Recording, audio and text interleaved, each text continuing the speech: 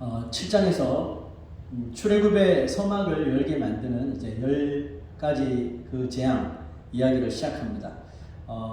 첫 번째가 피재앙이죠. 피재앙으로부터 장자의 죽음 재앙까지. 그 10가지 재앙의 그 첫 그 이니셜만 한국말로 따면 피, 개, 이, 파, 악독, 우매, 흑장. 주문 같죠? 뭐 이렇게 10가지 재앙을 애굽 땅에 내리시는데 그 재앙을 내리시는 그 도구로 사용하신 것들을 하나님께서 그냥 랜덤하게 이렇게 정하신 것이 아닙니다. 그 10가지가 모두 다 애굽 사람들이 정말 헌신을 다해서 섬기는 그 우상들이었거든요. 자, 그림 한번 준비해 봤는데요. 10가지가 넘지만 여기에 이제 다 포함이 되어 있습니다. 뭔가 좀 느낌이 오지 않습니까?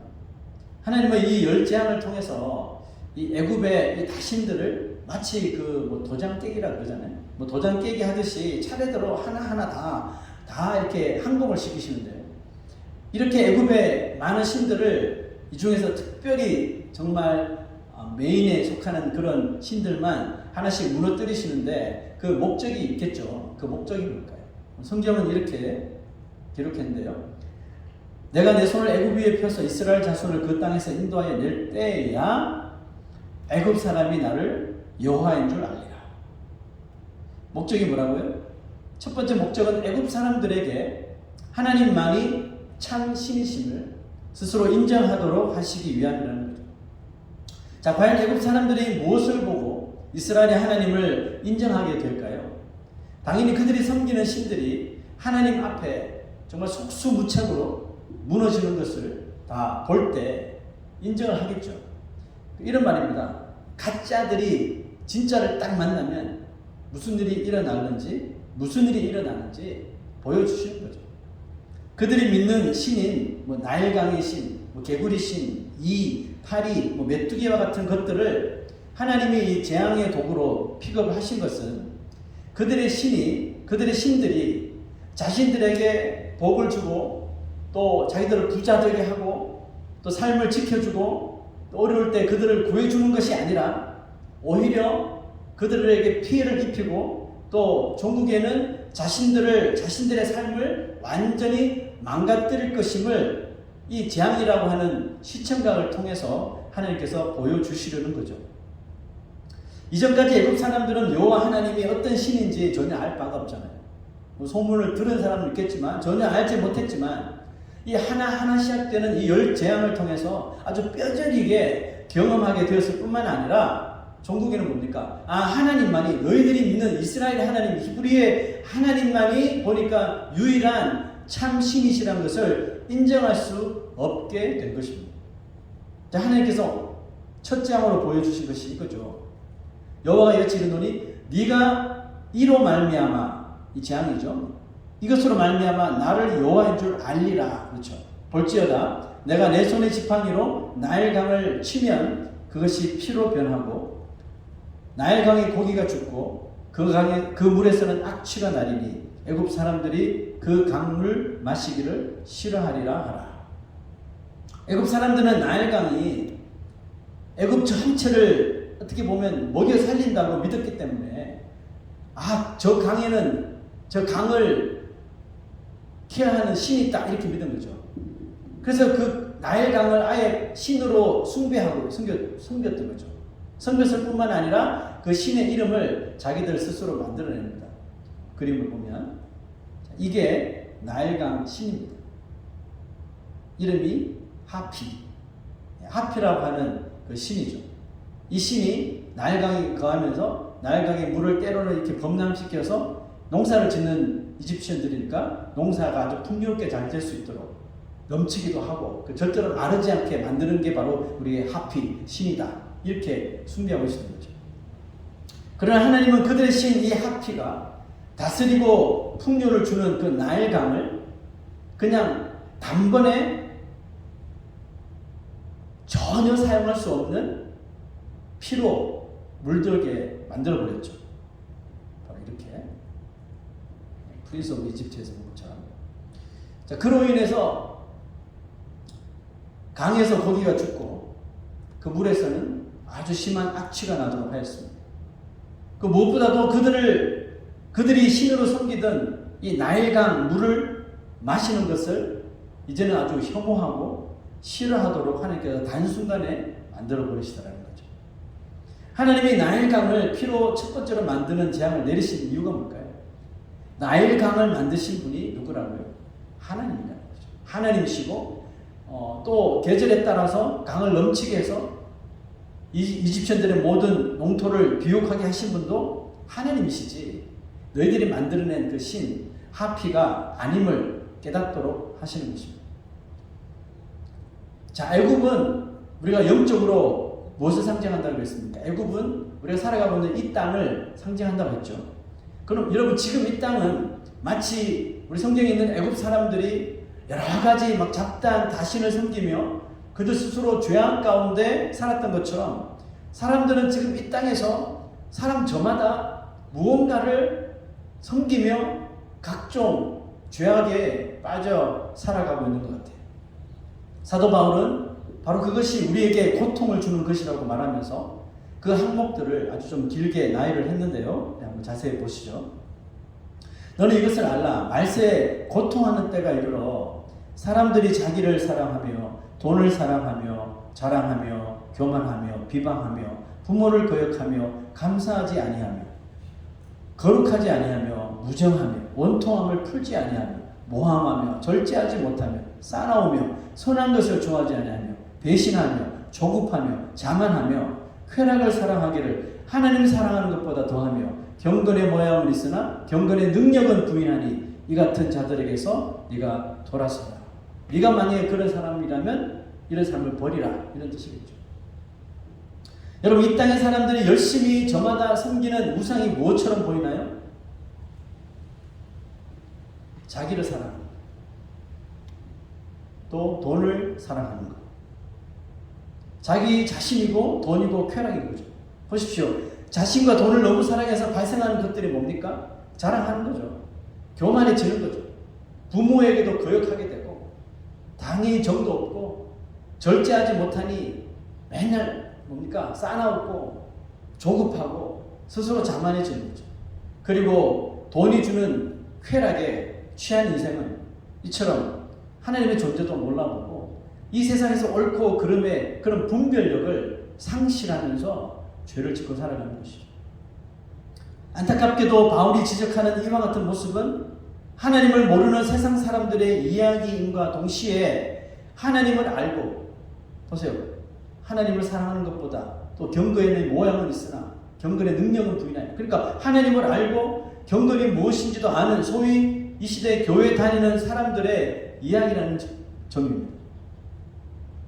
그러므로 하나님께서 애굽 땅에 재앙을 내리시는 그 두 번째 대상이요, 두 번째 목적은 뭡니까? 하나님을 올바로 분별하지 못하여 점점 애굽화 되어가고 있는 이 이스라엘 자손들에게 여호와 하나님이 과연 누구시며 어떤 분이시며 저 애굽의 다신들과 철저하게 구분되는 하나님이시라는 것을 이 재앙을 통해 그들에게 알리고 싶으신 것입니다.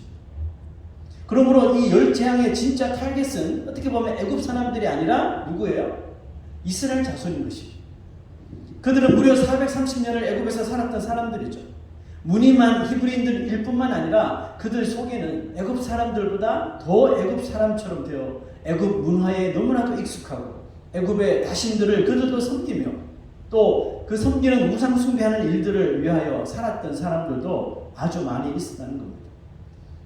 모세를 그들에게 하나님께서 보내긴 했지만 그들의 변질된 이 여호와 신앙은 도저히 이 모세의 요청에 반응하지 못하게 될 것을 주님께서 미리 아셨기 때문에 하나님이 이 애굽의 모든 이 신들 위에 계신 여호와 하나님이심을 이 재앙을 통해 나타내시려고 하신 것입니다. 다시 바울의 그 충고로 돌아가서 생각해 볼 것이 있습니다. 하나님을 알고 경건에 대해서도 아는 이 신자들이 어떻게 저렇게 변질되어 하나님보다 자신과 돈 그리고 쾌락을 더 사랑하게 된 걸까요? 성경은 이렇게 답을 내어놓고 있는데요. 그들 중에 남의 집에 가만히 들어가 어리석은 여자를 유인하는 자들이 있으니 누군가 있었다는 거죠. 누군가 하나님을 믿는 사람들을 이렇게 변질시킨 사람들이 있었다는 것입니다. 그 여자는 유인 때문에 그 여자는 죄를 중히 지고 여러 가지 욕심에 끌림받아 항상 배우나 끝내 진리의 지식에 이를 수 없느니라. 좀 심각한 이야기를 하죠. 이들의 변질을 충동질하여 유인한 자들로 인하여서 여러 가지 욕심에 이 믿는 자들이 끌렸다는 거죠. 그런데 이런 사람은 교회에 와서 항상 무언가를, 교회에 와서 아무리 앉아있고 항상 무언가를 배워도 진리의 지식에 절대로 이르지 못한다는 것입니다. 여러분, 이것이 왜 심각한 일이냐 하면 이들이 아무리 교회에 와서 앉아있고 해도 배워도 성령으로 거듭나지 못하도록 뭔가 여기서 딱 막혀져 있다는 사실입니다. 그 다음 이어서 8절을 보면 얀네와 얀브레가 모세를 대적한 것 같이 그들도 진리를 대적하니 이 사람들은 그 마음이 부패한 자요 믿음에 관하여는 버림받은 자들이라. 얀네와 얀브레라는 두 사람이 나옵니다. 이 사람들이 누구냐 하면 바로를 대적했다고 그랬잖아요.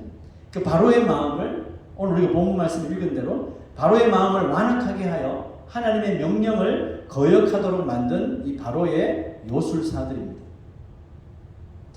오늘 본문 22절 23절 이렇게 나오죠. 애굽 요술사들도 자기들의 요술로 그와 같이 행함으로 바로의 마음이 완악하여 그들의 말을 듣지 아니하니 바로가 돌이켜 궁으로 들어가고 그 일에 그 하나님께 하신 명령에 관심을 가지지도 아니하였고. 이렇게 만든 장본인들이 바로 이 얀네와 얀브레라는 사람입니다. 이들은 모세가 지팡이로 뱀을 만들면 그들도 지팡이를 던져 뱀을 만들었고, 나일강을 피로 변하게 하니 그들도 요술로 물이 변하여 피가 되도록 했습니다. 그리고 애굽 사람들을 속여서 그들이 만들어내는 아까 보았던 여러 가지 잡신들을 목숨 다 바쳐 섬기도록 만들었던 장본인들이 바로 이 두 사람입니다. 자, 여러분, 이 얀네와 얀브레 이들이 모세와 아론에게 보인 것은 무엇입니까? 다름 아닌 하나님의 능력을 흉내내는 것이었죠. 얀네와 얀브레가 위험한 이유가 있습니다. 흉내를 내다가 나중에는 사람들이 우와 이렇게 올려주고 리스펙을 하기 시작하니까 나중에는 자신이 진짜 능력이 있는 것으로 착각을 하기 때문입니다. 악한 마귀는 마치 이 얀네와 얀브레처럼 항상 우리 믿는 자들에게 다가오죠. 마치 자기가 알려주고 보여주는 것이 하나님인 것처럼 우리들을 미혹하죠. 공생애를 시작하신 예수님 앞에도 이 마귀가 나타나서 마치 자기가 하나님인 것처럼 다 흉내를 내죠. 이거 나한테 한번 절하면, 성전에서 뛰어내리면 마치 자기가 하나님처럼 이렇게 배려하는 것처럼 다 말하잖아요. 그렇지만 그것을 다 간파하신 하나님 예수님께 아주 톡톡하게 망신을 당하죠. 여러분, 카피하는 것은 창조하는 것보다 힘이 있을 수가 없죠. 흉내만 내는 것도 결국은 절대로 오래가지 못한다. 오늘 말씀에 이런 내용이 있었죠. 이들이 아론이 지팡이로 뱀을 만든 것처럼 그들도 지팡이로 뱀을 만드는 것까지 좋았는데 그 결과가 어떻게 됐나요? 아론의 지팡이가 그들의 지팡이를 삼켜버렸잖아요. 이게 결론이란 말이죠. 흉내는 낼 수 있지만 절대로 오래가지 못합니다. 무슨 뜻이냐면 조금만 자세히 보면, 관찰하면, 인내를 가지고 관찰하면 누구든지 이 얀네와 얀브레가 만들어내는 것이 모두 속임수요 거짓이란 것을 구별할 수 있다는 거죠. 볼 수가 있는데 왜 그것을 사람들이 구별하지 못하고 계속 속는 걸까요? 아까 우리 읽었던 말씀 가운데 여러 가지 욕심에 끌림바 되었다는 말이 나오잖아요. 자, 사람들이 조금만 유심히 살펴보면 이들의 하는 일이 다 거짓이라는 것을 금방 알 수 있는데 구별하지 못하고 계속 속는 이유는 그들처럼 그들도 되고 싶은 욕심 때문입니다. 우리도 얀네와 얀브레처럼 되고 싶어. 저런 능력자가 되고 싶어. 그렇게 되고 싶은 욕심 때문인 거죠. 겸손했던 사람이 정말 하루아침에 교만해지고 또 자기 자랑에 빠지는 것을 볼 때가 있는데 이유는 뭡니까? 다 이 양내와 양부레가 보여주는 것을 구별하지 못하기 때문에. 그들이 지팡이로 뱀을 만들고 물로 피를 만드는 것에 우리는 절대로 놀라서는 안 됩니다. 이 시대 교회에는 하나님을 흉내내면서 신자들을 미혹하는 양내와 양부레와 같은 사건 목자들, 거짓 목사들이 너무나도 많기 때문에 정말 저희들은 조심하고 또 조심해야 합니다. 그들이 노리는 것이 뭘까요? 그들이 하나님 흉내를 내면서 노리는 것은 결국 자기 자신의 부와 명예거든요. 권력이거든요. 신자들의 주머니를 노리는 거죠. 주머니 안에 있는 지갑을 열게 하기 위해서, 그 지갑 안에 있는 모든 이 재물들이 자기에게로 오게 하기 위해서 보여주는 별거 아닌 하나님 흉내에 절대로 우리는 속아서는 안 되는 것입니다. 하나님이 열 재앙을 보여주신 것은 애굽의 다신들이 모두 다 거짓이고 그들을 섬기는 것이 결국 자기 자신의 인생을 영원히 망치는 것임을 깨닫게 하셔서 하나님을 확신하도록 만들기 위함이었다고 그랬죠. 처음에는 모세의 말을 듣고 긴가민가 하던 이스라엘 자손들은 열 재앙이 애굽 땅에서만 머물고 그들의 땅에서는 재앙이 일어나지 않는 것을 보면서 자신들을 애굽과 차별화하시고 구별해 주시는 하나님의 사랑을 그들이 경험하게 됩니다. 자, 여러분, 우리가 하나님을 바르게 믿기 위해서는 반드시 그 하나님, 살아계신 하나님을 경험할 수 있어야 됩니다. 과연 우리는 어떻게 하나님을 경험해야지 바른 믿음을 가질 수가 있을까요? 하나님을 경험하는 방법이 구약시대와 지금 우리 이 시대와는 좀 다르겠죠. 구약시대는 아직 하나님의 말씀이 쓰여지지 않았기 때문에 하나님께서 일방적으로 보여주시는 대로만 그 하나님을 그나마 경험할 수 있고 테이스트 할 수 있었던 거죠. 뭐 때로는 꿈으로, 때로는 기적을 통해서, 또 때로는 또 천사들을 통해서, 때로는 하나님의 음성을 통해서 이렇게 하나님께서 보여주시는 대로만 그냥 경험할 수 있었던 시대였습니다. 그러나 성경이 다 완성된 이후로는 하나님을 경험하는 통로가 뭐가 되었습니까? 오직 이 말씀이 되었죠. 그러니까 그렇다면 우리는 어떻게 이 하나님의 말씀인 성경을 통해 하나님을 경험할 수 있을까요? 첫 번째는 성경이 하나님의 말씀인 것이 올바로 믿어질 때 우리는 비로소 하나님을 경험할 수가 있습니다. 처음에 성경을 읽을 때는 여러분 우리가 교회를 다니고 성경을 읽을 때 기억나십니까? 처음에 성경을 읽을 때는 도무지 사람이 그냥 다 만들어낸 것 같고 뭐 말이 안 되던 이 이야기들이 어느 날 정말 이 코인이 딱 뒤집어지듯이 온전히 믿어지기 시작하는데 왜 이런 변화가 우리들에게 찾아온 걸까요? 그냥 시간이 지나서 저절로 찾아온 건가요? 아닙니다. 참 신기한 것은 우리가 성경을 그렇게 잘 못 믿다가 아니면 부분적으로 믿다가 어느 날 정말 이렇게 완전하게 딱 믿어지는 순간이 찾아와요. 그러면 그 이후로는 진짜 이것이 다 진짜로 믿어지잖아요. 왜 이런 변화가 찾아왔을까요? 우리 안에 하나님의 말씀이, 성경이 하나님의 말씀이라고 하는 것들을 사모하는 우리에게 성령께서 임재해 주셨기 때문이죠. 그러므로 내가 믿는 게 아니라 내가 믿어지도록 우리의 마음을 열어주심으로 인하여 우리는 말씀을 통해서 살아계신 하나님의 숨결을 한자 한자 읽으면서 하나님께서 여기에 살아계시고 이렇게 살아계시구나 하나님의 숨결을 경험하게 되는 것입니다. 그러므로 아직까지도 교회를 다니는데도 성경을 못 믿게 해서 이런 사람이 있잖아요.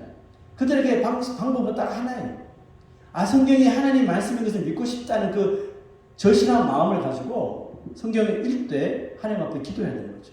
주님, 내가 어떤 지식으로 이것을 믿는 것이 아니라 하나님께서 나를 온전히 믿게 해달라고 간구하는 마음으로 성경을 읽다 보면 분명히 우리가 경험한 것 같이 똑같은 경험이 그런 사람들에게 임하는 것입니다. 둘째는 뭘까요? 둘째는 말씀을 그대로 따라서 한번 살아갈 때 하나님을 경험할 수가 있습니다.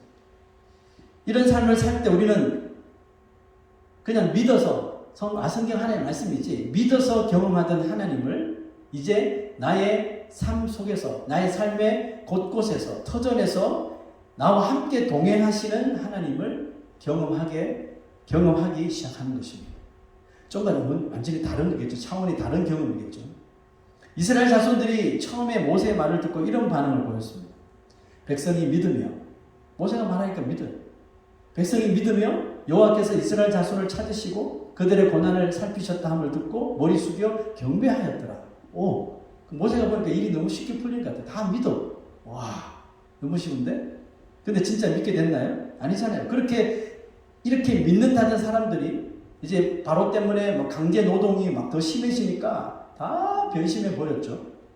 이것이 그저 믿기만 하는 사람들이 하나님을 경험하는 한계치라는 한계치.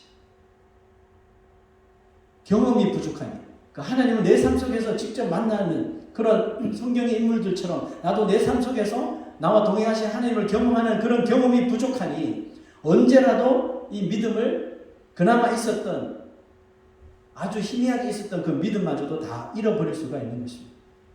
하지만 그들이 모세가 명령하는 하나님의 지시를 따라 행동했더니, 순종했더니 하나님이 애굽과 이스라엘을 철저하게 구별하여 지키시는 것을 재앙이 하나하나 늘어나면 늘어날수록 확연하게 경험하게 되잖아요.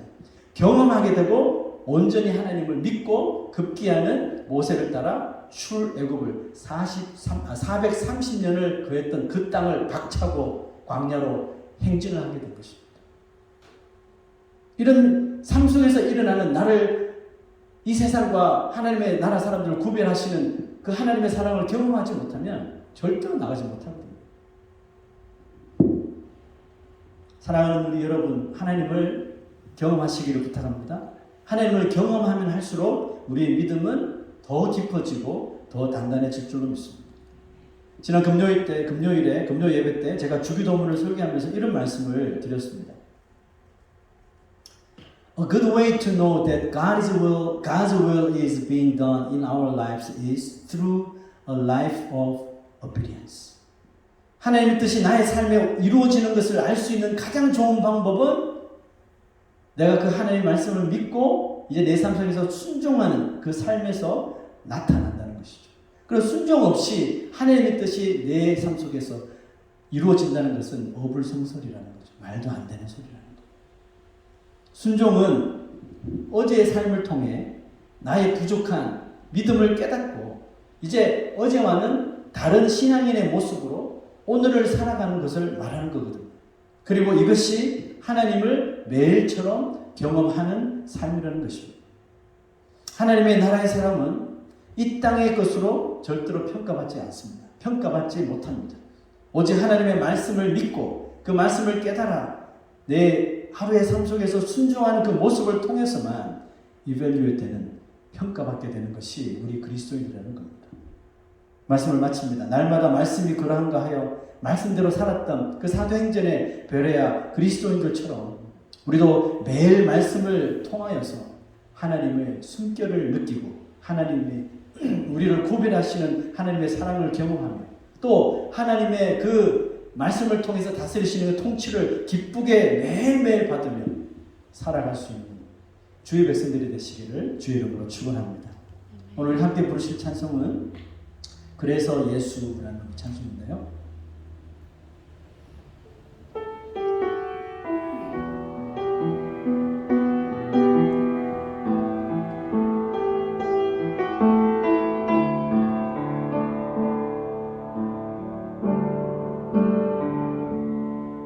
세상의 성공이 내 삶에 실릴 때 그들은 내 삶에 절망을 주고 내 맘의 욕심이 내 삶에 실릴 때 그들은 내 삶 고단하게 해. 내가 주인 되는 메마른 내 삶에 먼저 찾아오신 주님의 은혜, 아담으로부터 오늘에 이르도록 애타는 사랑 온 땅 가득해.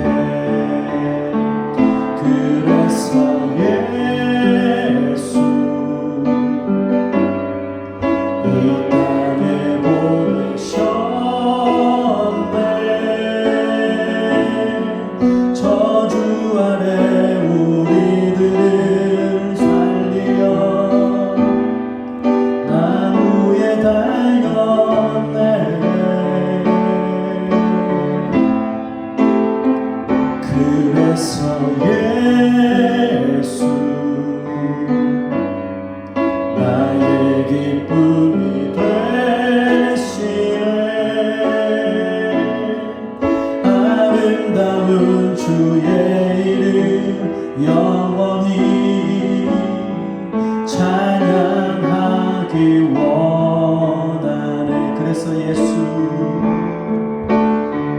그래서 예수 이 땅에 보내셨네.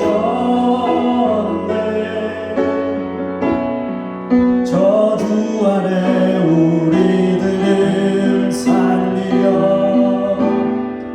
나무에 달렸네. 오직 예수, 그래서 예수